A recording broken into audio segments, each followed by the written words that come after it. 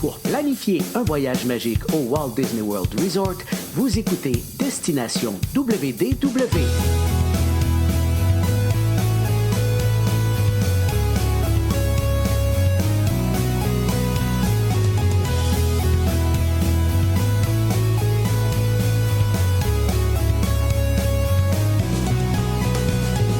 Et voici votre animateur et ami personnel de Mickey, Jean-Philippe Paré.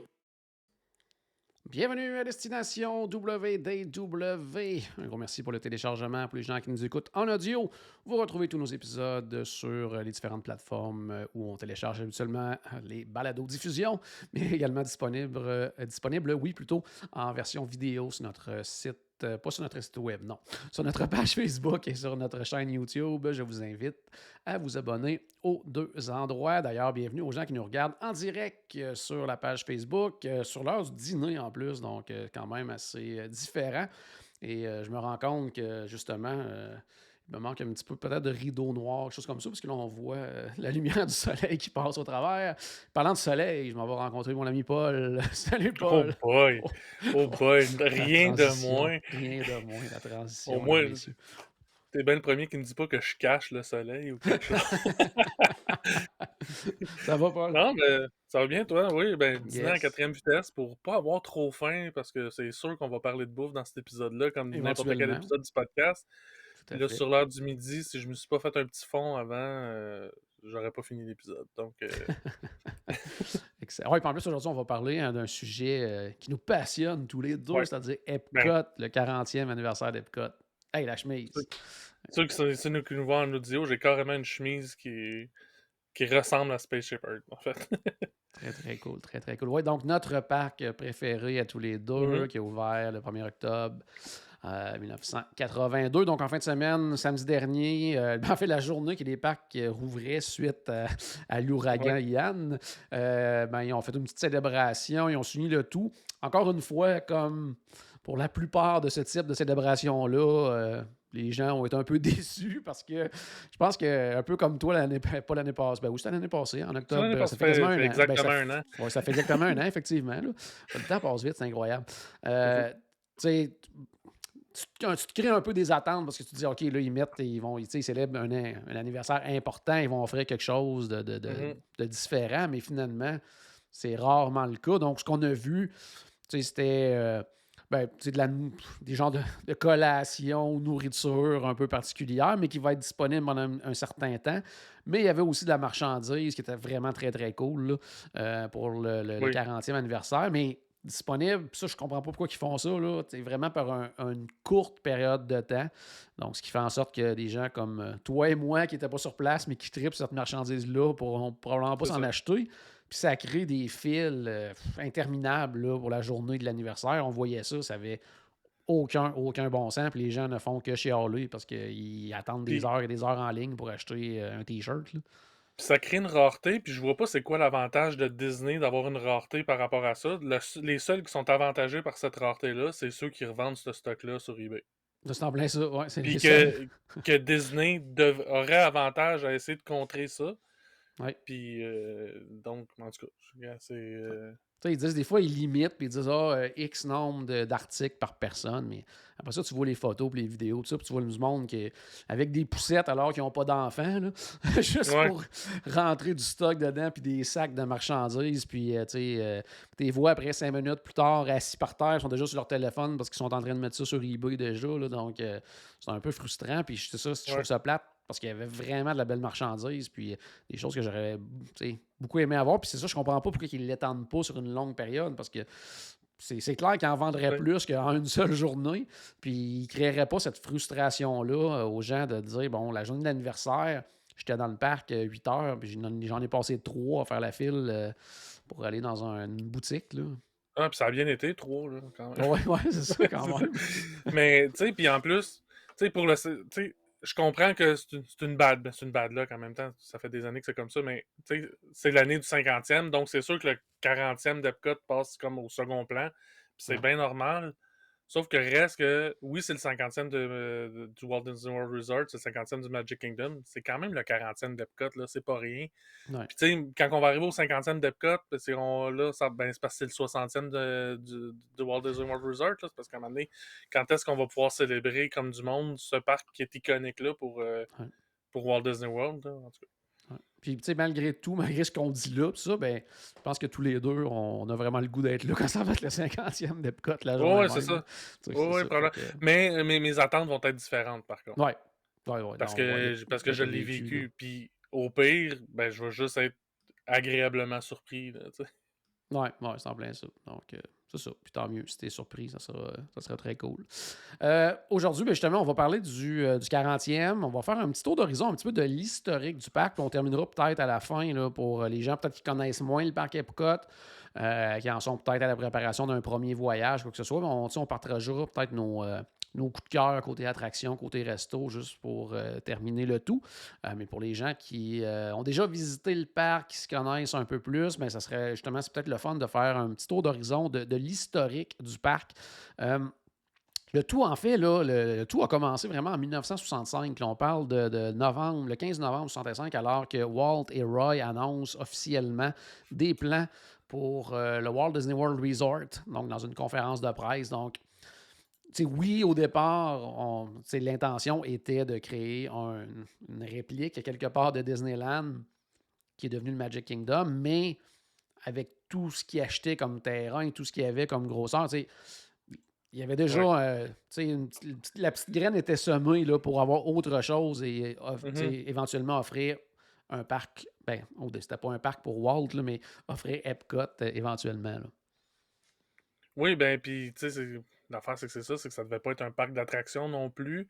Ça a été transformé parce que, ben, tu sais, puis j'ai l'impression qu'à un moment donné aussi, c'est que après le décès de Walt puis le décès de Roy, Disney puis les Imagineers se sont un peu retrouvés avec cette patate chaude-là Ouais. de la vision de Walt qui était une Experimental Prototype Community of Tomorrow, donc une communauté prototype de demain. Ils se retrouvaient un peu avec cette patate chaude-là, savaient pas trop quoi faire avec. Et eux autres, ce qu'ils connaissent, c'est des parcs à thème. Fait qu'ils sont allés vers ça, puis ouais, c'est ça. Fait que c'est un. Ouais. Tu sais, Walt avait une vision qui était Epcot, puis c'est pas ça qui a été réalisé, mais je pense que. Tu sais, je pense qu'à quelque part, Walt aurait quand même été fier de ce qui a été réalisé, là, Ouais. mais. Puis d'ailleurs, là, je parlais de novembre 65, mais déjà octobre 66, donc moins d'un an plus tard, Walt Disney Ah, justement a ok, j'ai sauté enregistré les étapes, là. le fameux film là, où il présentait les plans pour le Florida Project, où on détaillait vraiment justement le Experimental Prototype Community of Tomorrow, donc Epcot. Pour les gens qui ne savent pas du tout là, qu'est-ce que c'était exactement, en fait, c'était carrément comme une espèce de ville que Walt voulait construire. C'était pas un parc à thème, donc c'était une ville où les gens allaient travailler, mais qui Ouais, allait avoir une certaine représentation justement de partout à travers le monde. Donc de là, plus tard, est devenue c'est l'idée du ça. World Showcase et tout ça. Donc, tu avais quand même justement les deux aspects qu'il y avait et qu'il y a encore un Ouais. peu du côté d'Epcot, c'est-à-dire l'innovation, le futur et tout ça par rapport au côté ville. Donc, on voulait vraiment expérimenter justement des nouvelles façons de faire dans une ville, des nouvelles façons de travailler, de vivre et tout ça. Donc, il y avait tout ce côté-là. Et il y avait le C'est ben, côté à part des gens qui viennent de partout à travers le monde. Là. ben, c'est ça. Puis, tu sais, l'idée aussi que Walt avait, c'était que les citoyens de Epcot devaient être aussi les travailleurs d'Epcot. C'est-à-dire que Tout à fait. pour vivre là, il fallait travailler là. Et donc, donc, ça l'amenait aussi, à un moment donné, dans les discussions, ça l'amenait un peu une controverse aussi. OK, mais qu'est-ce qu'on fait quelqu'un qui, pour une raison X, peut plus travailler? Ouais. Qu'est-ce qu'on fait avec les gens qui prennent leur retraite? Qu'est-ce que, tu sais, est-ce qu'on les... T'es obligé de Puis, déménager. ben, c'est ça. Puis aussi, les gens n'étaient pas propriétaires de leur terrain. Ouais. Donc, tu sais, c'est un petit peu. Tu sais, c'est une belle vision sur bien des trucs, mais il y a des petits trucs des fois que, oh, attends un peu, là, c'est peut-être pas si évident que ça. Puis c'est une des raisons que c'est ça, que ça n'a pas fini comme ça non Ouais. plus. Là. C'est en plein ça. Donc, 12 ans plus tard, là, entre-temps, il y a eu la mort de Mhm. Walt, il y a eu. On a dû repenser les plans et tout ça. Puis là, c'est la gang justement d'Imagineers, les gens de Disney. À ce moment-là, c'était Carl Walker, là, qui était le président et CEO de Walt Disney Productions. Mhm. Ben, ils se regardent et ils se disent, bon, ben, oui, Walt avait cette vision-là, mais nous, qu'est-ce qu'on fait de mieux? C'est des parcs à thème. Ben, c'est ça, ouais, Donc, c'est un peu ça que je disais tantôt, j'ai c'est sauté ça. le gun un peu, là. Allons-y à ce moment-là. Puis en Ouais. 78, justement, il annonce les plans pour Epcot devant le président Jimmy Carter. C'était devant la Chambre internationale de commerce et tout. Donc, tu sais, c'est gros, c'est une grosse présentation. Et là, on annonce justement un deuxième parc. Et un an plus tard environ, donc le 1er octobre, le 1er octobre est toujours bien important là, Ouais, dans c'est les ça. histoires de Disney. Donc, 1er octobre 79, cette fois-ci, après des années de planification et tout, on débute enfin la construction d'Epcot. Donc, je viens de dire 1er octobre 79 et 3 ans plus tard, on va ouvrir un parc complet. Alors, ça fait combien de temps que Tron est en construction à Magic Ben, c'est ça. Kingdom? Quoique, ça a failli pas ouvrir en 3 ans non plus, là. Ils Ah ont ouais. ils ont eu de la misère, il y a eu bien des problèmes au niveau de la construction. Beaucoup de retard. Il y a pas eu de grève là, comme à Disneyland, là, mais Disneyland, c'était exceptionnel, là. Ils ont construit ça en moins d'un an, là. Ça, c'était quelque Oh, chose, là. ouais, non, non. Mais 3 ans, là, c'était quand même un beau gros défi, là. Surtout qu'il y avait beaucoup d'innovations technologiques. Tu sais, des affaires qui n'existaient pas encore. De la technologie n'existait pas encore quand ils le planifiaient, mais il fallait que ça existe quand ils allaient ouvrir, là.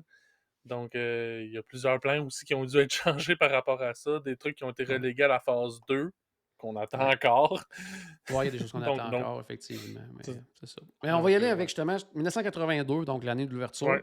1er octobre, et juste une semaine avant, à peu près, là, le 24 septembre, plein de cast members et leurs familles, je le dis en anglais, leurs familles, leurs amis sont parmi les premiers à avoir la chance justement d'essayer de visiter Epcot. Donc, il y a eu plusieurs journées justement de ce qu'on appelle les previews, là. Mhm. Donc, au niveau des cast members, donc ils ont eu la chance de vivre ça. Mais le 1er octobre, on ouvre officiellement avec 5 pavillons du côté de Future World, c'est-à-dire Spaceship Earth, Universe of Energy, World of Motion, qui n'existe plus, Journey into Mhm. Imagination et The Land. Et 9 pays du monde, oui, parce qu'ils n'ont pas tout ouvert en même temps. On va en parler un petit peu plus tard également. Mais, Mais oui, vas-y. mais le pavillon Journey into Imagination, le pavillon a ouvert, mais Oui, mais pas l'attraction. l'attraction n'a pas ouvert tout de suite. Tout ce qu'il y avait, c'était comme la partie cinéma. Oui, Je sais pas si c'était 3D à l'époque, là, mais où ce qu'il y a maintenant probablement, oui. les short Pixar, les choses. festivals, là. Oui, oui, oui. En Mais plein ça. c'était commandité par Kodak, c'est un film de Kodak puis tout ça, mais l'attraction avec Figment puis le Dreamfinder, ça l'a ouvert quelques mois plus tard, là, c'était pas prêt. C'est en plein ça. Puis les pays, en fait, les 9 pays, c'était le Canada, la Chine, la France, l'Allemagne, l'Italie, le Japon, le Mexique, le Royaume-Uni et les États-Unis. Aussi, le premier spectacle de fin de soirée avec feu d'artifice et tout ça, qui a débuté à ce moment-là, ça s'appelait Carnaval de lumière. Donc, moitié anglais, moitié français au Ouais. niveau du nom, qui a été remplacé plus tard en 83 par New World Fantasy, puis en 84 par Laserphonic Fantasy. Donc, il y a eu quelques Ouais, spectacles là, dans les premières années. Ça a quand même beaucoup changé. Puis, chose importante aussi, parce que veut pas, nouveau parc, on avait déjà Magic Kingdom, mais là, il faut penser aussi qu'à ce moment-là, il y a eu quand même eu une expansion, une extension de plus de 4000 pour offrir le monorail jusqu'à Epcot mhm. également. Là. Donc, quand même, on ne faisait pas que construire un parc, il fallait aussi penser à amener les gens là-bas. Donc, expansion quand même importante là, pour le monorail. Là. Puis cette expansion-là, qui à l'époque avait été prévue aussi pour que Epcot soit le point central du monorail. Donc après ça, le monorail devait prendre de l'expansion un petit peu dans toutes sortes de directions pour aller dans d'autres hôtels. Puis peut-être même, il parlait un moment donné de l'extérieur du Walt Disney World Resort. Ah Mais, ouais, en tout cas, de toute façon, tout ça, c'est jamais réalisé. c'est en plein Mais ça. tout ça pour dire, c'est ça qui explique que quand on débarque du monorail pour aller à Epcot, qu'on a une longue marche à faire sur un toit, quelque chose du genre, pour après ça descendre plus loin. C'est que la raison de ça, c'est que devait Ça devait, avoir d'autres stations de ouais, monorail ça à cet devait être un genre endroit-là. de terminal, si on veut. Là. Ben c'est ça, donc ils l'ont construit à l'époque de la construction d'Epcot, c'est pour ça qu'ils l'ont construit comme ça. C'était dans le but de. Ils ont pensé au futur qu'ils n'ont jamais réalisé finalement. Ça fait. 1983, 1er octobre, ben là, c'est le 1 an, le premier anniversaire du parc, et on en Ouais. profite pour ouvrir Horizons, qui n'existe Horizon, ouais. malheureusement plus, qui était remplacé par Mission Space un peu plus tard. Là, à ce moment-là, c'est révolutionnaire, Horizons. Là. C'est Mhm. vraiment là, un système d'attraction là, très, très innovateur, très différent. Puis, je dirais même que c'était une attraction qui a permis de voir qu'est-ce qui allait venir plus tard également, parce que c'était la première fois qu'on avait une espèce d'un petit peu d'interactivité dans une attraction, ce Mhm. qu'on Ouais. choisissait à la fin. Bon, c'est une attraction qui est difficile à décrire aux gens qui ne l'ont pas vécu, mais c'était une espèce de spaceship Earth un peu, dans le sens qu'on était dans un Ouais. véhicule, qu'on nous amenait dans différentes scènes et tout ça, mais qu'à la fin, justement, on avait un choix à faire dans une espèce de petite aventure qui allait terminer l'attraction. Des écrans se fermaient devant nous, puis là, chacun pouvait vivre son aventure, mais c'est une attraction qui, en plus, qui était très, très longue, avec plein de scènes, plein d'audio Ouais. animatroniques, puis c'était une attraction qui était vraiment, Puis, vraiment formidable. puis tu sais, aussi au niveau des véhicules, c'était des véhicules qui étaient accrochés par en haut, donc on était suspendus un peu comme pour Peter Pan Flight, Oui, sauf qu'on se déplaçait de côté. Donc les scènes, tu sais, on n'avait pas regardé de chaque côté, on regardait vraiment juste dans une direction, puis on voyait pas ces côtés, qu'il y avait d'autres véhicules évidemment, là, mais on les voyait quand on tournait, là, finalement. Je veux dire, donc le focus était vraiment fait sur l'avant, contrairement à, tu sais, si on pense justement à Peter Pan's Flight, que tout se passe autour, là, tout était oui, juste d'un côté. Ce qui permettait aussi on traversait deux écrans Omni Max, je pense, là, mais en Omnimax, fait, oui. c'est des écrans IMAX, mais courbés, donc la projection était vraiment immersive sans être du 3D. Donc, ce qui était vraiment pour 83, là, c'était Ouais, vraiment. c'est Tu sais, innovateur. IMAX, ça commençait dans ces Ouais. époques-là. Puis déjà, on était comme une coche au-dessus avec OmniMax qui était courbé. Donc vraiment, beaucoup d'innovation. Il y avait aussi. Il utilisait aussi le Paper Ghost FX pour. Tu sais, comme. Ce qui fait qu'on voit des fantômes dans Ouais. Haunted Mansion. Mais là, avec des audio animatroniques qui bougeaient plus puis qui donnait une impression de plus de, voyons, hologramme. Donc, vraiment, là, beaucoup d'innovation de ce côté-là. Oh oui. Donc, Puis je vous invite, tu sais, si vous êtes des fans justement d'Epcot, puis fans d'attractions justement comme Space Shipper, tout ça, allez voir sur YouTube, là, il y a des merveilleuses vidéos, des gens qui ont fait vraiment, là, qui ont même retravaillé l'image et tout, là, pour que ça soit le meilleure qualité possible. Faites une petite recherche, là, Horizons, Epcot, puis vous allez voir que c'était vraiment, vraiment une très, très mhm. belle attraction, Puis la mais qui musique. malheureusement demandait quand même, tu sais, justement, beaucoup d'entretien, prenait beaucoup d'espace. Puis c'est une attraction qui était difficile aussi à garder un peu à jour. Donc, éventuellement, ils ont fait le choix de remplacer cette attraction-là au grand mécontentement des fans d'Epcot.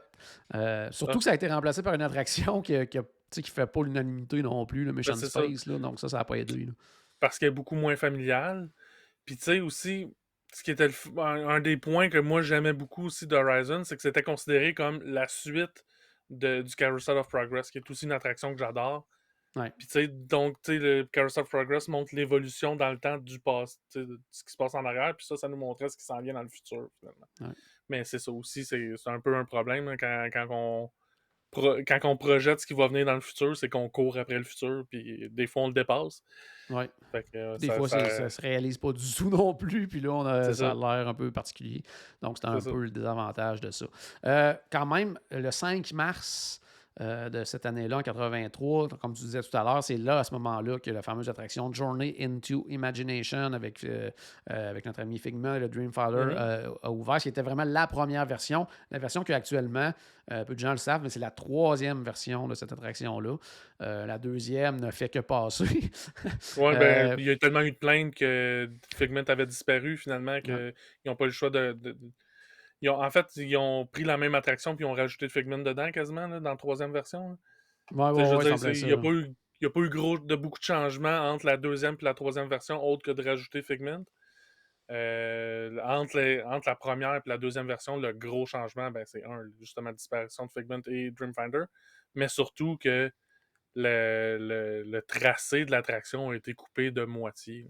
Oh, ouais, non, non, c'est ça. Là. Fait que non, disons que pense que c'est même pas une question de nostalgie ou parce qu'on a vécu ça quand on était plus jeune ou quoi que ce soit, mais définitivement, la première version était de loin supérieure à la version qu'il y a actuellement.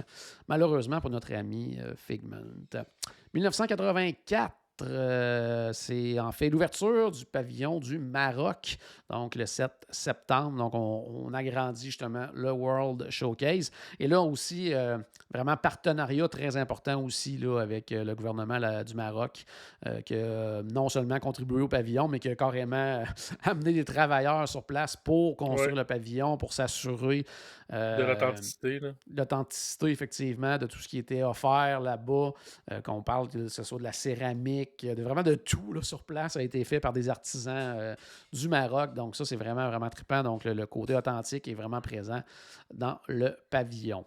1985, c'est au niveau de la Chine qu'il y a du changement. Le fameux Lotus Blossom Café, le restaurant service rapide que moi j'aime beaucoup, a ouvert à ce moment-là en 1985. En septembre et le 23 octobre, c'était le Nine Dragons, qui est un resto qui passe souvent sur le radar, qui était même un peu mal aimé il y a quelques années, mais moi que j'aime beaucoup en fait. Là. Je sais que tu étais allé aussi toi dernièrement du côté du Nine Dragons, tu avais apprécié. Oui, c'était super bon. C'est pas le meilleur restaurant à Epcot, là, mais l'affaire, c'est que c'est ça. C'est qu'il y a tellement de bons restaurants à Epcot. Mais gars, on en a tellement parlé en mal pendant plusieurs années que là, on lui a redonné une chance, puis on a tous les deux été agréablement surpris. Donc, c'est tout à fait. c'est super bon, mais. Pas trop cher non plus, facile à obtenir en réservation, super service, bonne bouffe, magnifique décor également. Donc non, le Nine Dragons vaut vraiment la peine. Si vous êtes un peu dernière minute, puis que vous n'avez pas fait vos réservations de resto, ou que même sur place, vous dites finalement, on n'avait pas fait de réservation de resto, on aurait le goût d'aller manger dans un resto à service à la table, mais souvent, à moins d'être là la semaine de Noël, quelque chose comme ça, habituellement, c'est pas très difficile d'y avoir une table. Puis sincèrement, c'est un très, très bon resto. Puis les prix sont très corrects aussi. Bon, oui, non, c'est ça. 15 janvier 86, The Living Seas, qui est devenu par la suite de Seas with Nemo and Friends, ouvre avec justement le fameux aquarium de 5,7 millions de gallons, donc avec plus de 200 espèces d'animaux marins, tout ça. Encore une fois, quelque chose que souvent les gens vont passer à côté, mais qui est vraiment phénoménal là, du côté d'Epcot d'avoir. C'est carrément comme si on avait un aquarium à l'intérieur d'un parc. Là, il y a vraiment du stock à voir là-bas. Puis souvent, les gens font l'attraction et prennent la sortie, malheureusement. Mais ça vaut la peine là, d'aller faire un petit tour, d'expérimenter ça, puis d'aller découvrir l'aquarium, parce qu'il y a vraiment, vraiment beaucoup de belles choses à voir. Là. Puis l'attraction qui a été remplacée par maintenant Nemo, mais au départ, c'était vraiment très immersif aussi. C'est qu'on rentrait dans un ascenseur qui nous amenait dans les fonds marins. Puis il y avait comme tout un effet on avait l'impression d'être un ascenseur et de descendre. Puis il y avait une histoire qui était racontée au travers de tout ça. Puis après ça, on visitait la base d'exploration sous-marine finalement dans les aquariums. Puis tout ça, mais ça donnait l'impression qu'on était sous la mer jusqu'à temps qu'on prenne la porte de sortie. Puis que c'était clairement sur le plancher des vaches à Epcot. Là, mais mais tout le reste au niveau de l'immersion, c'était vraiment super bien fait. Puis là, avec Nemo, je trouve qu'on a perdu un peu avec ça. Tu sais, oui, c'est plus familial, c'est plus. Définitivement. Mais il y a ce côté-là qui est bien parce que on s'entend, c'est quelque chose qui manquait à Epcot. Mettons que maintenant, c'est redevenu pas mal familial. Mais en tout cas, je trouvais ça intéressant de la façon que on était amené à visiter ces aquariums-là. Mais c'est ça. Mais c'est ça. Faut prendre le temps de. Ne serait-ce que d'aller voir les dauphins puis les manatis. Là, en français, c'est quoi À toutes les fois, je me pose la question. Là, mais, c'est ça. Les sirènes obèses. Là. Ouais, c'est ça, c'est aussi gros qu'un éléphant, mais ça nage. 1988, deux ajouts quand même importants, parce que c'est la première des Lamentins. Et merci, Alexis, qui nous regarde en direct sur Facebook. Deux éléments importants. Donc, premièrement, la première version de Illuminations, donc qui va faire son apparition du côté d'Epcot pour le spectacle de fin de soirée. La première fois également.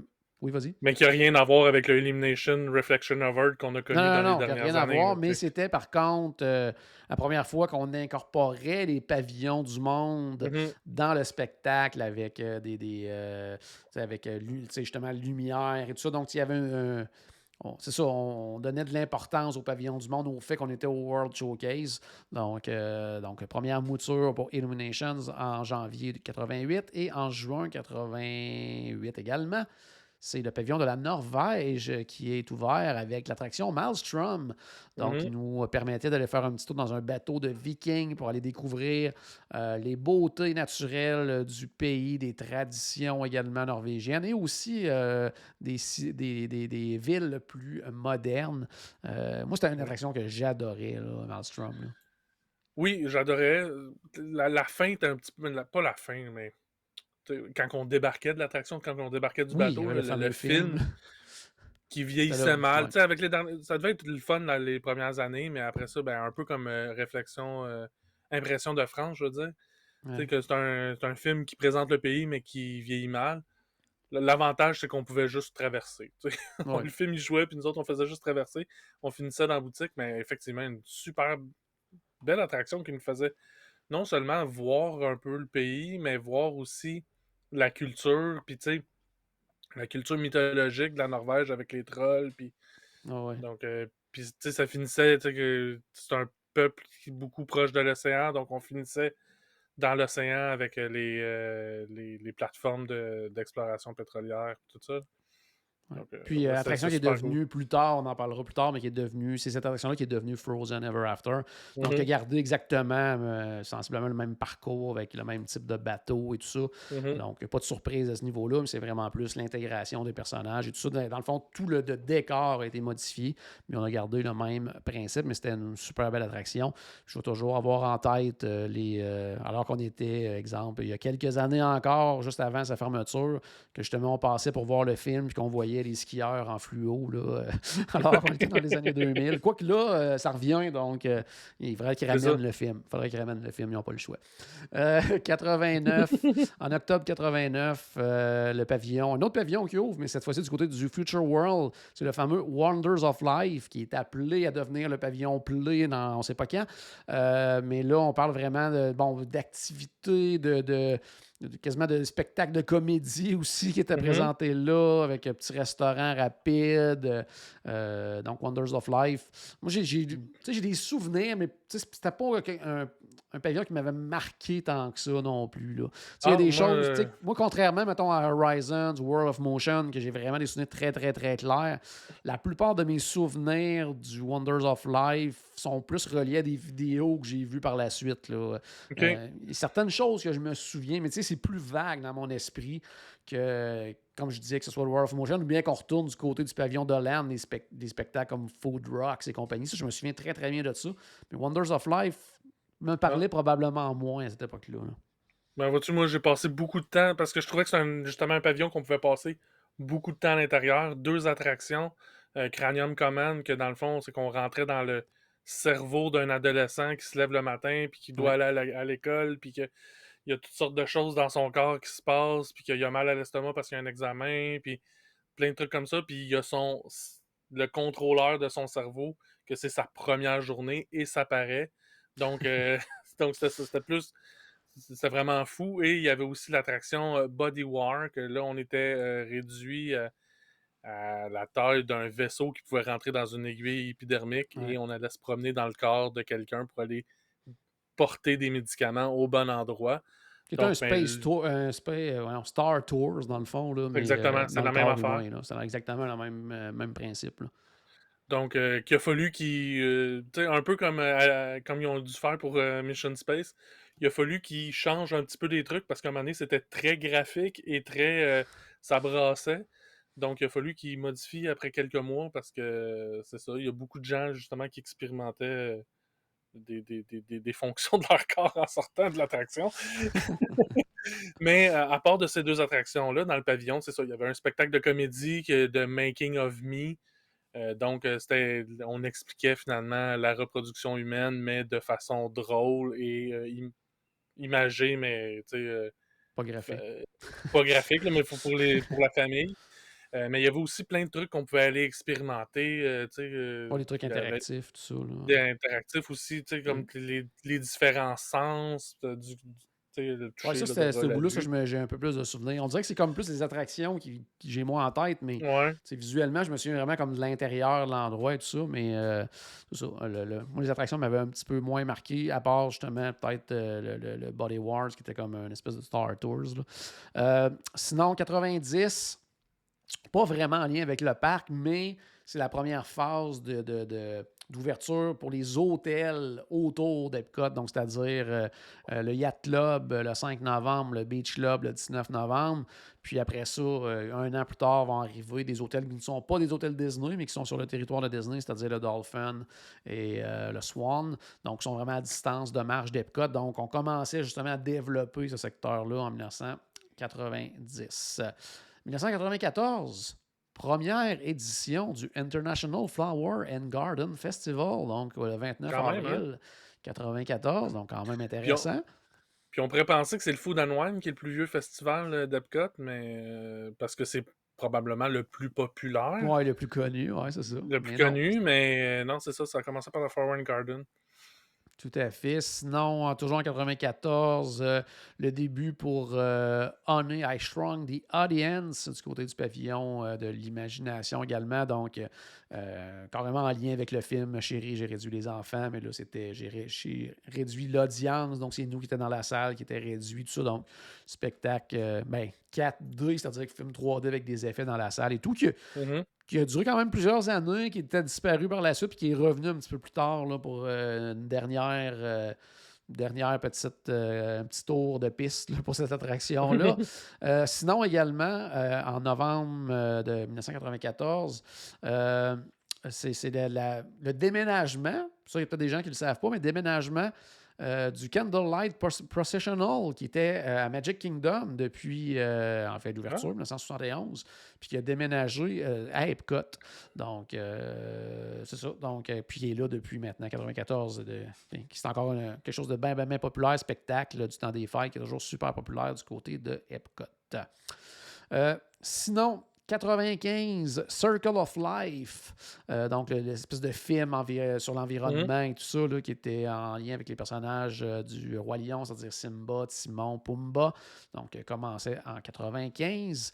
Et en septembre, en fait, c'était une petite mise à jour de Universe of Energy, parce que là, c'était Ellen's Energy Adventure qui débutait cette année-là. Donc, on conservait les dinosaures, on conservait beaucoup de choses qui étaient importantes dans le film, mais là, pas dans le film, dans l'attraction. Mais justement, on faisait une mise à jour du film, puis on rendait ça un peu plus, je veux dire, un peu plus comique, un peu plus accessible Mhm. à tous. Là, que c'était peut-être un peu moins lourd au niveau de la présentation pour les familles, tout ça, étant donné que c'est une attraction qui était très, très longue aussi. Là, donc, Ouais. c'était peut-être important de rendre ça un peu plus accessible là, pour attirer plus de gens. Puis, en 95, déjà, Ellen était très, très, très, très populaire aux États-Unis. Donc, c'était quand même une belle façon de mettre à jour une attraction pour la garder. Pour la garder à jour, justement, puis je On a cherche le gardé mot en vivante, puis français, là, vivante, mais en lien avec. En tout cas, j'ai juste le mot euh, en anglais, mais c'est ça. Mais c'est ça, vraiment, c'est ça, à jour, puis actuel. Bon, c'est ça le mot que je ouais, c'est cherchais, ça, ok. vraiment actuel.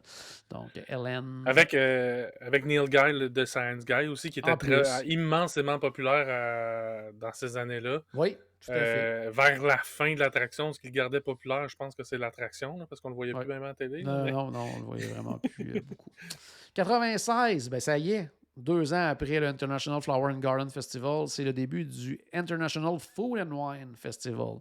Donc, en 1996, comme on disait tantôt, festival probablement le plus connu à Epcot et toujours très, très, très agréable à visiter. D'ailleurs, on va aller le visiter très bientôt, mon cher Paul. Donc, Ça va être encore. C'est vrai, il dure 8 mois, ce oh, il dure festival-là. une Donc, éternité je maintenant. dis Il c'est pas 8 mois, débute là, en mais juillet, puis ça finit en novembre. Là. Donc, c'est c'est juste ça. avant qu'il change pour le festival du temps des fêtes. Donc, on devrait être en mesure d'essayer encore quelques petites choses. 99 en mars, quand même, le Test Track qui ouvre. Donc, Mhm.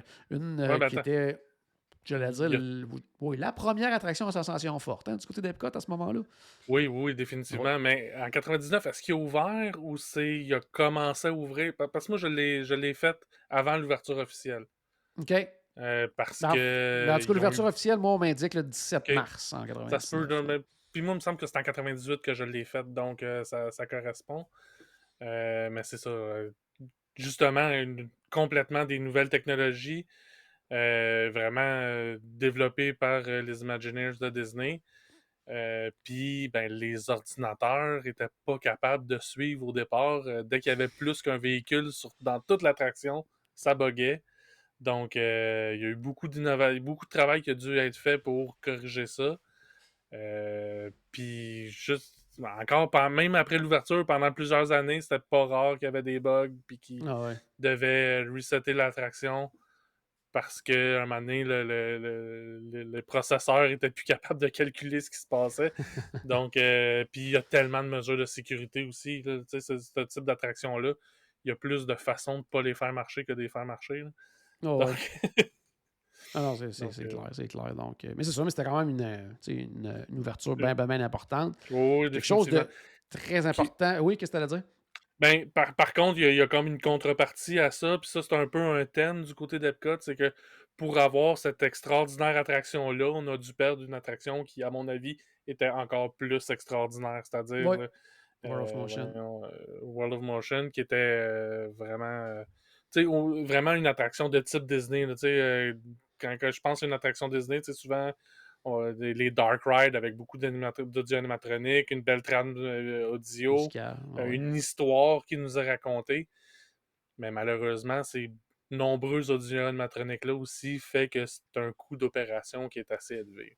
Oui, tout à fait. Ça, c'est une autre chose aussi à aller voir sur Mhm, YouTube, une vidéo de World of Motion à Epcot, une super belle attraction qui malheureusement a dû laisser sa place pour une très belle attraction également, mais on mhm, perdait justement le côté plus classique Disney là, de cette c'est ça. attraction-là. Et 80... le premier Oui, embouteillage de l'histoire aussi qu'on pouvait voir dans cette oui, attraction-là. oui, oui, oui. Oui. Ouais, c'était le fun. C'était vraiment le fun, cette attraction-là. 1er octobre 99, on débute à ce moment-là quelque chose de bien important. Ça faisait pendant 15 mois, on allait avoir le Millennium Celebration parce qu'on célébrait l'arrivée de l'an 2000. Mais pour ces célébrations-là de plus comme je disais, de plus de 15 mois, il y a eu la création du Millennium Village. Donc Mhm. là, on ajoutait déjà aux pays du monde qui étaient présents la présence de 25 autres pays dans ce pavillon-là qui permettait de découvrir leur culture et tout.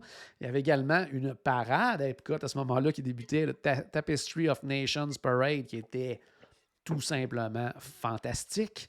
C'est Et probablement c'était... la parade la plus impressionnante. Pas Ah nécessairement oui, la plus belle, parce qu'il y a des parades nocturnes qui ont été plus belles que ça, mais définitivement la plus impressionnante là, ah en oui, non, c'était termes quelque chose. Là. C'est sûr que par de- contre, ça faisait le tour du World Showcase.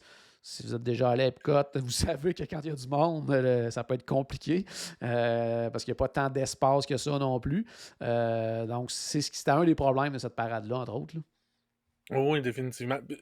Puis l'autre problème aussi, c'est que les costumes, tu sais, de le porter un soir, c'est correct, mais de le porter à tous les soirs pendant 18 mois, il y a certains cast Ah members oui, à un c'était moment des donné costumes qui incroyables. Là. commençaient à se détruire le dos là, avec ces costumes-là. Là. Tu Ah sais, ils oui. ont beau avoir fait des costumes légers, il reste que c'était une structure immensément haute.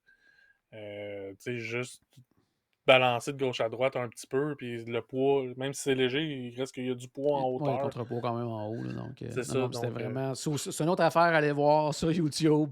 Tapestry of Nation, c'est vraiment fantastique. puis, C'est puis cette encore une année-là fois, aussi. la Oui. musique. Ouais, la musique. La musique. Puis, tu sais, on parlait de musique aussi. Ben, c'était les débuts pour quelque chose qui allait débuter, qui allait durer pendant 20 ans, c'est-à-dire Illuminations, Reflection of Earth, qui est pour moi le meilleur spectacle de fin de soirée qu'il y a eu du côté du Walt Disney World Resort. Mais ça, c'est question de goût, mais pour moi, c'était fantastique. Là.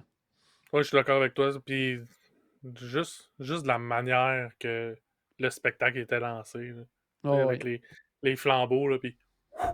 Ah tu sais, oui, non, c'est non, juste ça. ça, là, juste les frissons, là, puis en tout Ah cas. oui. Ah, c'était tout Puis simplement ben, incroyable. c'est sûr que les frissons montaient, tu sais, avec... il éteignait le feu, fait qu'il faisait plus froid. Tu sais. Non, 2003, c'est l'ouverture. On a parlé tantôt, donc l'ouverture de Mission Space, donc du côté de Future World. Donc, simulateur qui nous amenait, qui nous amène encore sur Mars, mais qui nous amène maintenant sur Mars, mais également qui nous fait faire le tour de la Terre dans la version plus modérée de cette attraction-là. Donc, qui remplaçait Horizon, ce qui au départ était très, très mitigé, justement, parce que c'était beaucoup trop intense. Donc, là, beaucoup de gens très malades dans cette attraction-là. Donc, plus tard, ils ont offert, justement, ils ont diminué un peu l'intensité, puis après, ils sont allés avec la mission orange et verte pour offrir à plus de gens de faire cette attraction-là sans avoir à être malade et à ressentir les effets, justement, de la gravité pour les gens qui ne pouvaient pas supporter le tout. Mais en tout cas, je me souviens, les premières journées, les images des gens malades et tout, couchés sur les bancs, là, c'était pas... moi, j'ai mon père qui avait été très, très, très, très affecté par cette attraction-là. Donc, Mission Space en 2003. 2004, c'est pas une attraction majeure.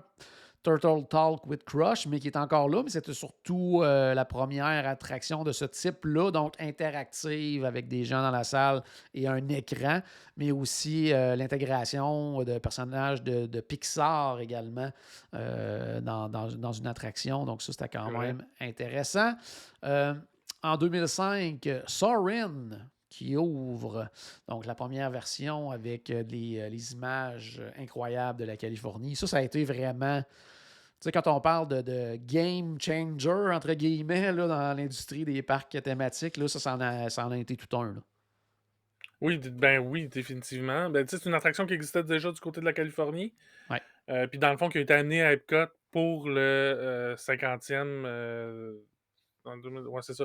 50e de Disneyland, donc le 50e des parcs Disney. Il y a comme eu tout un programme d'échange d'attractions entre les différents parcs à travers le monde. Donc, Epcot qui a hérité, pas hérité, mais qui a eu une copie de l'attraction qui était déjà existante du côté de California Adventure. Mais c'est ça, oui, au niveau... Puis tu sais, un peu à sensation, mais quand même correct. Ouais. Donc, ça rajoute une attraction quand même à sensation du côté d'Epcot. Après, c'était comme à mi-chemin entre Mission Space puis... en fait, non, pas mi-chemin pantoute. Mais tu sais, là, il y avait comme c'était la troisième attraction à sensation du côté d'Epcot avec Test Track et Mission Space. Mais c'est comme la plus soft des trois, là.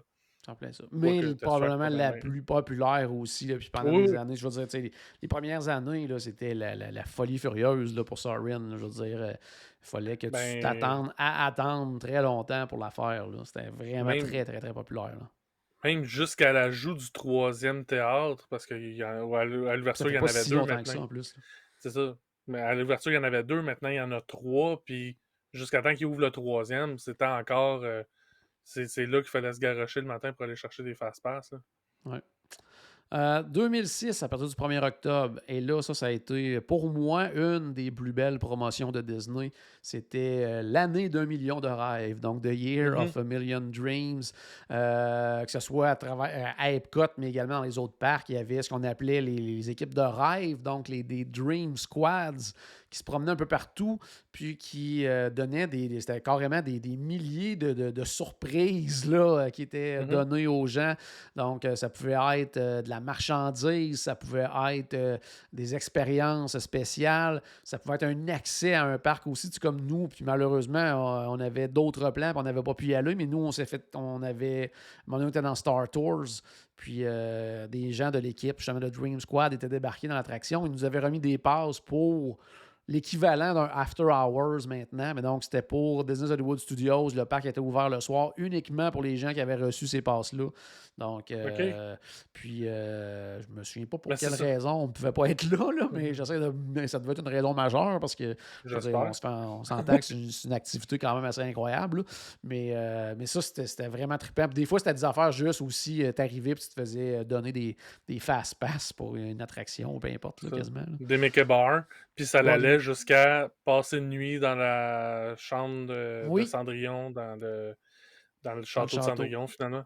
Oui, donc ça, c'était vraiment toute une promotion qui a duré pendant plusieurs mois en plus. Là. Donc, ça avait débuté en octobre, mais non, je me souviens pas combien de temps. Mais je sais qu'en 2007 aussi, c'était encore là et tout ça. Donc, ça avait duré probablement comme toutes les promotions de Disney, quand ils disent que ça dure 1 an, ça dure 15 mois, là. Donc, ou même 18 mois. Donc, peut-être, là. Donc, c'était probablement quelque chose qui ressemblait à ça. Sinon, toujours en 2006, The Living Seas, qui était, on a parlé tantôt, là, mais qui à ce moment-là s'est fait transformer en The Seas with Nemo and Friends. L'aspect intéressant, par exemple, qui a été rajouté avec Nemo's and Friends, c'est que la portion qu'on passe dans l'attraction au travers des aquariums, dans un genre de tube en verre, ils ont rajouté aussi de la projection. Donc, on a l'impression de voir Nemo et ses amis à l'intérieur de l'aquarium. Oui, Donc, ça, c'est une belle innovation technologique aussi. Vraiment, vraiment, vraiment. En 2007, là, on parlait tantôt justement, il y a eu Turtle Talk with Crush, donc arrivée de personnages dans des attractions. C'était le début. Il y a eu justement après ça, Living with the Seas qui est devenu The Seas with Nemo and Friends. Mais là, ça se poursuit en 2007 parce qu'à partir d'avril, c'était maintenant le Grand Fiesta Tour starring The Three Caballeros. Donc, petite mise à jour justement de l'attraction qui s'appelle El Rio del Tiempo, River of Time. Donc, mais cette fois-ci, l'attraction n'avait pas changé tant que ça, mais on avait fait une mise à jour justement en amenant les personnages de Donald Duck, José Carioca et Pistoles Panchito du film de 1942 Saludos Amigos. Donc, des petits clins d'œil à Mickey, à Donald un peu partout dans l'attraction. C'est ça, intégrer les personnages, mais tu sais, l'attraction en tant que telle demeurait le même et le but demeurait le même aussi de faire découvrir la culture et les villes principales du Mexique et tout ça. Donc ça, c'était quand même la mission de l'attraction demeurait quand même la même. Là. C'est ça, ça a été une belle réussite au niveau de l'intégration de personnages connus dans une attraction qui vise à faire découvrir le pays. Donc, le but premier de découvrir le Mexique en l'espace de 2-3 minutes, là, on s'entend. Ouais. Ça a été bien conservé en ajoutant un intérêt avec Donald puis les deux autres, là, les trois Caballeros. Non, c'est parce que j'essaie d'un nom, mais c'est... José et Panchito. C'est parce que je voulais pas le scraper. Ouais, c'est ça. En fait, moi, je voulais dire José Cariosa, mais je sais que c'est pas comme ça qu'on le dit. Fait que... Bon, mais c'est ça. Fait que, non, mais c'est ça, c'est une belle intégration de personnages bien fait quand même là, du côté du pavillon. Puis sinon, ben, en 2007, ben, le 1er octobre, c'était le 25e anniversaire d'Epcot à ce moment-là. Donc, on peut penser qu'il y avait des fils dans les boutiques et des non, je pense même pas. Je pense qu'il avait carrément passé à côté du 25e. Oui, ben, il y avait eu tout ce qu'ils ont dit, en tout cas, moi, de ce que je vois, c'est qu'il y avait fait une. En anglais, le rededication, donc une nouvelle cérémonie de dédication du parc. Puis, il y avait aussi là, une espèce en tout cas, je ne sais pas c'est où dans ma tête, il avait probablement fait ça, soit au pavillon des États-Unis ou dans un pavillon du World Showcase, mais il y avait une espèce de galerie qui présentait des images et des items historiques du parc, la création, tout ça, mais c'est pas mal tout ce qu'il y avait eu, je pense, pour c'est ça, il y avait... le 25e. Puis c'est suite à ça qu'ils ont commencé à faire, justement, ils l'ont fait pour le 30e puis le 35e, parce que, justement, beaucoup de fans d'Epcot avaient, ben là, ça n'a pas d'allure que vous n'ayez pas souligné plus que ça le 25e. Puis, ben, tu sais, ils n'ont pas fait tant que ça non plus pour le 30e puis le 35e, mais au moins, il y avait de la marchandise, puis comme une mini-célébration, au moins, ils l'ont souligné. C'est ça. Sinon, je vais essayer de passer rapidement les autres années. En 2008, ben, c'était une rénovation majeure. Donc, Spaceship Earth réouvrait après justement une rénovation quand même importante où on changeait carrément la fin de l'attraction, qu'on amenait de l'interactivité et tout, comme on peut le vivre encore aujourd'hui. Donc, c'était quand même important là, comme réno là, pour Spaceship Earth. On avait changé aussi la narration et tout ça. Donc, quand même important. 2009, rien de vraiment, vraiment majeur parce que le plus gros ajout, c'était le jeu interactif, le Kim Possible, au niveau du World Showcase. Donc, on s'entend que c'était pas le gros ajout. Ensuite de ça, la prochaine, je veux dire, c'était quelques années plus tranquille, juste sincèrement, du côté d'Epcot, parce qu'après ça, en 2012, ben, c'était... en fait, Kim Possible qui était remplacé par Phineas and Ferb. Donc, c'était pas vraiment la grosse affaire. Par contre, on avait aussi la nouvelle version de Test Track à ce moment-là, là, en 2012. C'est quand même pas pire. Là. Ouais, quand même gros, mais ça restait quand même une attraction qui était pas mal la même, que c'était le décor qui était modifié C'est ça. un peu l'expérience, mais pas tant que ça. 2012, c'était également l'année du début de Destination WD&W, donc toutes les prochaines choses qu'on va vous parler pour les... J'essaie de faire ça vite, mais les prochaines minutes, c'est toutes des choses qu'on a parlé pendant le podcast dans ces années-là. Ouais. Entre autres, en 2013, l'ouverture de ce qu'il y a de mes... pas kiosque, c'est pas un resto non plus, mais en tout cas, mettons, comptoir préféré, moi, du côté d'Epcot, c'est l'artisan des glaces. Donc, Mhm. petit coin de crème glacée au pavillon de la France qui est vraiment très, très, très, très bon. En 2014, le Spice Road Table, un des seuls restos que je peux Oui. encore aller manger, je pense. Epcot, je pense que ça doit être le seul resto que je n'ai pas mangé. Donc, Spice Road Table qui présente la nourriture de la Méditerranée, oui.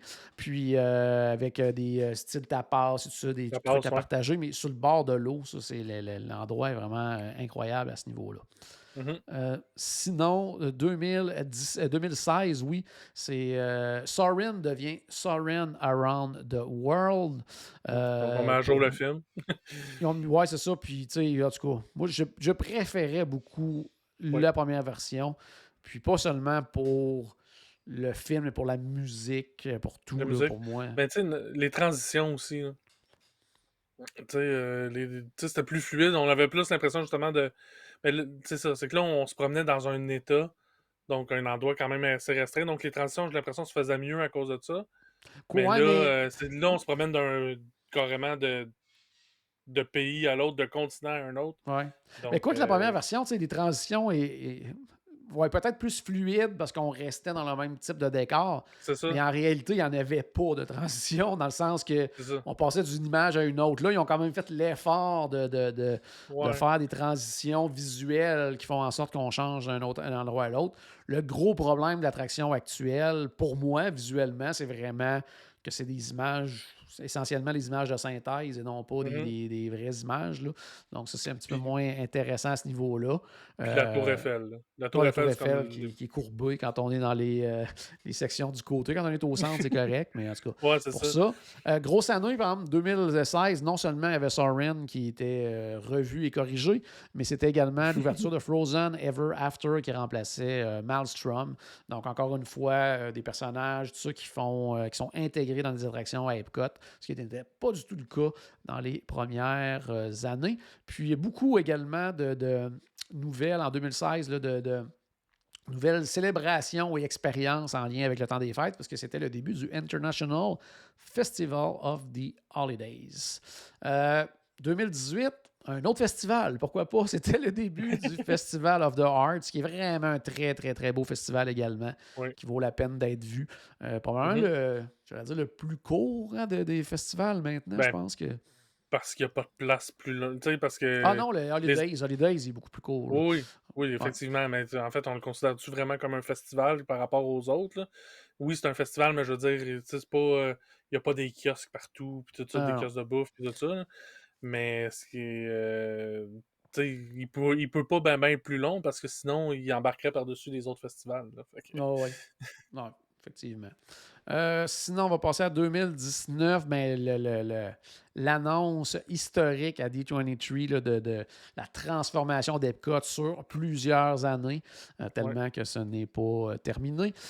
Ensuite de ça, le 1er octobre, c'était le début de Epcot Forever, donc qui remplaçait.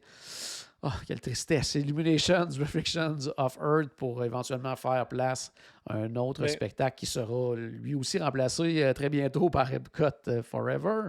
Qu'est-ce que tu allais dire? Mais Epcot Forever, il était quand même. Tu sais, ok, c'était pas à la hauteur de Illumination Reflection of Earth, ben, il était quand même. Moi, je l'ai quand même apprécié, ce Oui, spectacle-là. c'est un spectacle qui, est quand même, oui, qui était quand même bien, puis Tu sais, faisait il faisait un beau beaucoup clin d'œil appel. à l'histoire d'Epcot, puis la musique Ben, était le justement, ce fun. qu'on fait aujourd'hui, là. Fait que- Oui, ouais, c'est en plein ça. C'est en plein ça. Ensuite de ça, bon, il y avait le fameux Walt Disney Imagineering Present, The Epcot Experience qui avait ouvert également, où on peut aller voir tout ce qui s'en vient pour disons, transformation majeure d'Epcot et surtout de la Mhm. partie Future World qui va devenir plus tard les Neighborhoods. Ensuite de ça, un autre resto que j'ai pas essayé, tu vois, je disais qu'il y en avait un tantôt à Epcot, mais le Takumi Tai, qui est ouvert du côté du Japon, qui est le gros restaurant signature. En fait, il est fermé encore actuellement là, depuis pour ça qu'on ne l'a pas essayé. Il est ouvert en 2019, fermé en début 2020 avec la pandémie, puis il n'a jamais réouvert depuis ce temps-là. Mais T'as fait 2 apparemment voyages que tu aurais pu l'essayer, franchement. à peu près, oui, quand même. Mais c'est ça, ça a l'air que c'est vraiment un restaurant vraiment tout simplement incroyable. Ensuite de ça, début Pour les 2020, 3-4 personnes qui l'ont essayé, là, ils disent que c'était bon. Oui, c'est ça, ils disent que c'était vraiment bon. Début 2020, des choses qu'on a pu voir lors de notre dernier voyage de groupe. Le prochain s'en vient bientôt. Mais c'était le début du film Awesome Planet qui remplaçait le Circle of Life. Donc, très, très beau film sur l'environnement, sincèrement. Là, on se sent un peu mal quand on voit ce film-là. Si on se sent pas comme de la merde en sortant de ce film-là, c'est parce qu'on n'a pas de cœur. Ouais, c'est en plein ça. Sinon, le désastre qui s'appelle Beauty and the Beast Sing Along du côté du Palais du cinéma dans le pavillon de la France qui alterne avec le film Impression de France. Toujours à jour. Oui, toujours. Tout le monde qui joue dans le film Impression de France sont probablement décédés aujourd'hui, mais on les salue tout de même. Sinon, nouvelle version également pour le film du Canada, donc qui devient Canada Far and Wide. Beau visuellement, mais beaucoup moins intéressant parce que Martin Short faisait un job assez incroyable au niveau du film original. Sinon, ouverture également du très, très bon Regal Eagle Smokehouse, qui est un peu la réponse à Disney du Polite Pig. Du côté de Cut. Puis sinon, oui, vas-y. Il y a du monde qui commence à être nerveux. Oui, qu'on arrivait à la fin. Quand on n'a pas parlé encore. Là. Décembre 2020, compléter en fait la transformation de l'entrée principale d'Epcot avec la nouvelle fontaine qui est vraiment, vraiment très, très, très, très belle, qui est inspirée justement des débuts du parc en 82. Donc, la nouvelle ancienne fontaine. Oui, la nouvelle ancienne fontaine. 2021. Je vois l'heure, il faut essayer de terminer ça rapidement. On est sur l'heure du midi, ça change des choses au niveau de l'horaire. Donc, ouverture de Creation Shops, le nouveau shop plutôt, la nouvelle grosse boutique qui remplace le Mars Gear du côté de Epcot. Également, l'ouverture du Space 220, le super restaurant qui est probablement le plus difficile à obtenir actuellement au niveau des réservations. Il y a un autre que tu n'as pas encore essayé. Oui, c'est vrai, coudonc, là, ça marche pas. Là. Ça en a fait 3 du côté d'Epcot. Ça marche plus, je les avais toutes faites. Sinon, également, le 1er octobre, Paul était là pour... non, tu n'étais pas là le premier, toi, je pense. Tu étais là le 2, je pense. Donc, c'est ça. Donc, début des célébrations du 50e, donc avec le Beacon of Magic, donc le Spaceship Earth qui se transformait en soirée. On a également justement les 3 nouveaux quartiers de voisinage, les Neighborhoods, le World Celebration, le World Discovery et le World Nature, qui remplace la partie Future World. Du côté du pavillon de la France et l'ouverture de Rémise Ratatouille Adventure. Très, très belle addition du côté du World Showcase. Avec ouverture également du restaurant La Crêperie de Paris. En fait, l'ouverture on a pratiquement doublé le pavillon de la France maintenant, là, avec tous ces ajouts-là du côté du World Showcase. La Crêperie de Paris, tu l'as essayé? Même pas. Hey, là, ça va pas bien. Là. Ça va pas bien. Prends-toi des notes, là, parce que... Ouais, je suis très déçu. Là. Puis sinon, le fameux Harmonious, le spectacle de fin de soirée du côté d'Epcot qui venait remplacer Epcot Forever et qui va être remplacé parce que c'était toujours prévu, entre guillemets, mais qui va être remplacé par Epcot Forever pendant un certain temps en attendant le prochain spectacle, qui va venir célébrer en fait le 100e anniversaire de la compagnie Disney là, à quelque part en 2023. Puis ils ramènent Epcot Forever parce qu'il y a des chauffeurs de Skidoo, de Sidou qui cherchent de la job là, après qu'il ait fermé les kites, les cerfs-volants du côté de Animal Kingdom. C'est probablement ça.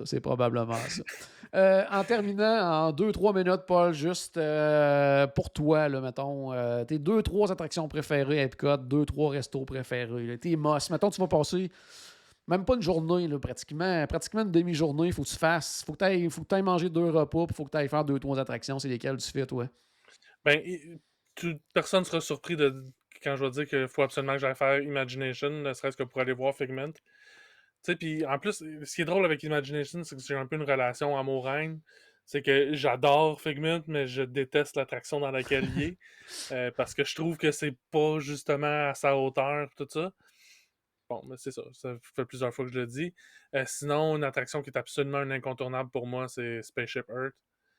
Oui. Tu sais, parce que c'est un type d'attraction classique à Disney, justement, on en parlait tantôt.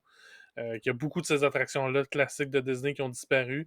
Celle-là, c'en est une qui perdure, puis je la trouve très belle. Puis en plus, moi, j'adore l'histoire, donc ça me parle beaucoup. Et l'autre, absolument, puis je la manque un voyage sur deux, là. Puis à toutes les fois, je m'en veux. Mais c'est American Adventure. Oui, Que pour l'American moi, Adventure c'est qui est absolument à phénoménal. aller voir. Oui, c'est un spectacle qui est très long. On est assis dans des sièges trop confortables à l'air climatisé, qu'on a marché trop longtemps. Fait que souvent, même si je déteste l'avouer, je m'endors souvent pendant le spectacle. Mais ce que je vois du spectacle, je l'adore. Donc, puis c'est pas parce que c'est plate que je m'endors, c'est vraiment juste les circonstances de fatigue qui font ça. Ah oui. Mais puis au niveau restaurant, ben au niveau service à table, mon choix numéro un, ça serait le San Angelin. Bon Au niveau choix. de la thématique, le fait qu'on est à l'extérieur, mais à l'intérieur le soir, même si on est le Puis jour, dans là, une tu sais, attraction, pratiquement, là, donc... dans une attraction, donc ouais, c'est ça. Puis la nourriture, ben moi j'adore la nourriture mexicaine et celle-là, elle est absolument extraordinaire.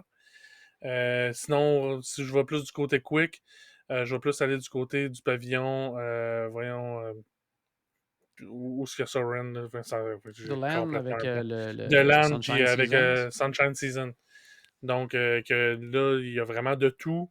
Puis c'est de la bonne nourriture. Puis pour, tu sais, pour du quick, là, c'est vraiment. Ben, tu sais, les quick à Disney, c'est tout le temps pas mal bon, là, à part quelques Ouais, exceptions. Là, mais celui-là, je le trouve vraiment extraordinaire. Et tu sais, quand on est quatre adultes qui vont manger au même endroit, ben, de trouver quelque chose que ça tente aux quatre, ben, Sunshine ouais, évident. Season, c'est vraiment un grand éventail de choix. Donc, c'est parfait. Excellent. Moi, de mon côté, ben, pour essayer de ne pas nommer les tiennes aussi, parce que moi, Ouais, c'est ça. mais celui-là, j'ai pas le choix parce que je pense que moi, aller visiter Epcot sans faire Spaceship Earth, c'est comme C'est ça. impossible que j'ai pas le choix de la nommer. J'aurais probablement nommé une American Adventure aussi, mais je vais essayer de faire différent un petit peu pour peut-être donner un peu plus de choix aux gens. Ben, toi, tu l'as pas fait encore, mais moi, c'est clair, net et précis que maintenant, Gardien de la Galaxie est au Ouais, mais c'est top ça. du top des choses à faire du côté d'Epcot. On peut vraiment pas passer à côté. Puis, pour l'autre, justement, pour être différent, on a déjà parlé de Sorin. Moi, Sorin, j'aime l'attraction, mais c'est pas un must tant que ça, peut-être Mhm. autant que d'autres personnes. Je vais me rendre du côté du World Showcase justement pour faire découvrir un peu plus. Puis sincèrement, Rémi, Oui, oui, l'attraction oui. de Ratatouille est vraiment cool quand même. Là. Donc, Oui, oui. c'est pas le truc le plus révolutionnaire et tout ça, mais je pense que c'est le meilleur compromis possible pour moi entre mettre des personnages dans les pavillons du monde. Je trouve que c'est super bien fait. Ça a sa place au pavillon de la France. C'est comme à l'arrière. Puis ça a L'édifice en tant que agrandi le pavillon tel. de la France en plus, là. En plus, l'édifice en tant que tel, se fond dans le décor. Donc, c'est bien fait. Puis l'attraction est vraiment le fun, sincèrement, aussi. Mhm. Puis c'est familial, ce qui manquait un petit peu aussi du côté de Epcot. Côté restauration, je pensais jamais dire ça, mais maintenant, souvent, mon rendez-vous devient le pavillon des États-Unis, qui était probablement Mhm. l'endroit le pire endroit pour manger avant dans tout le World, même pas Epcot, tout le Walt Mhm. Disney World Resort quand c'était le Liberty Inn. Là, maintenant, avec le Sam Eagle Smokehouse, c'est phénoménal. Là. C'est vraiment très, très, très, très bon. Ou sinon, deuxième choix, on n'a pas vraiment parlé dans les nouveautés, mais très récentes nouveautés. Le Connections Eatery, là, c'est quand même très, très bien aussi. Là. Puis il y a un endroit, un peu comme tu parlais tantôt de Sunshine Season, là, où que plusieurs trucs différents. Là, puis c'est bon, puis c'est immense, c'est Ok. grand. Donc, on pourrait y aller en groupe, entre autres. Là, il y a de la place en Rappelle-moi, masse. parce que tu sais, je suis pas allé depuis que c'est Oui. ouvert, là, mais Connection A3, ça a pris la place de Electric Umbrella? Oui, à quelque part, mais ça a comme pris la place de pratiquement toute la Innoventions de ce Innovation? côté-là. Là. C'est Ouais. immense. C'est sincèrement immense. Et c'est comme si, je te dirais que c'est plus la portion Starbucks qui a pris la place d'Electric Umbrella, alors que OK. Connection a pris pas mal tout Ok. le reste. Là. C'est vraiment, vraiment très, très grand comme resto. Je savais Très même beau, pas que le très Starbucks cool. était rendu là. Tu sais. Oh, non, c'est ça. Puis c'est très, très bon. Puis ça donne, ça donne directement vue d'un côté vers Gardien de la Galaxie. Donc, tu sais, on est vraiment tout dans ce Ok, secteur-là. ouais, Donc, je comprends. très, très bon. Puis resto à table, sincèrement, vous pouvez pas vous tromper du côté d'Epcot. Moi, mon coup de cœur depuis plusieurs années, c'est le Rose and Crown. J'aime Oui, beaucoup ce oui, restaurant-là. Beaucoup, beaucoup, oui. beaucoup. Puis tu sais, si Euh, on peut l'avoir aussi en fin de soirée pour pouvoir voir ah les oui, spectacles, avec le tu sais, spectacle sur le bord de l'eau. Puis même si on n'a pas de table à l'extérieur, ils ont un il y a une petit section patio, une réservée. petite section réservée. C'est très, très cool. Là. Oui. Fait qu'un bon, Ouais. tu sais, c'est un bon resto. Puis, tu sais, c'est sûr que la nourriture anglaise à la base, ça nous dit pas Ben, automatiquement, wow, quand je, quand je pense à gastronomie, je pense pas à gastronomie anglaise, mettons. non, vraiment pas, mais les plats sont très bons. Puis c'est très varié aussi parce qu'on oublie, il y a beaucoup de gens d'un peu partout dans le monde, en Angleterre, qui ont influencé leur Ben, culture puis leur gastronomie. Donc, il y a des plats bou- indiens, il y a des, tu c'est ça, sais, vraiment des beaucoup, en trucs fait. super bons. Ouais, fait que non, Mhm. vraiment très, très, très bien. Donc, ça fait le tour pour cet épisode d'aujourd'hui pour souligner, célébrer les 40 ans d'Epcot. Epcot, on s'en va te visiter très bientôt. On s'en vient. Donc, merci, Paul, de ta présence ce Ouais, midi entre deux ben, bouchées. Puis, dans un mois, en fait.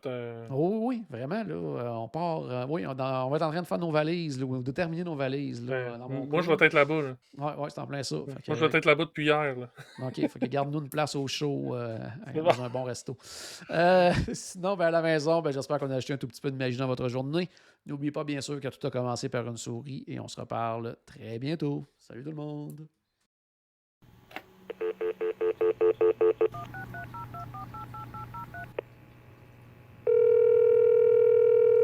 Bonjour, c'était Destination WDW. Tous nos épisodes sont disponibles en archive au destinationswdw.ca. Saviez-vous que vous pouvez nous aider en vous abonnant à notre page Facebook, à notre chaîne YouTube ou en partageant nos épisodes sur vos réseaux sociaux? Ça vous coûte pas une Christie de scène et ça nous fait encore plus plaisir qu'une délicieuse Mickey Bar. Pensez-y! Ça vous coûte pas une Christie de scène et ça nous fait presque autant plaisir qu'un souper au Polite Pig. Pensez-y! Ça vous coûte pas une Christie de scène et ça nous fait presque aussi plaisir que 10 minutes d'attente pour Ratatouille. Pensez-y!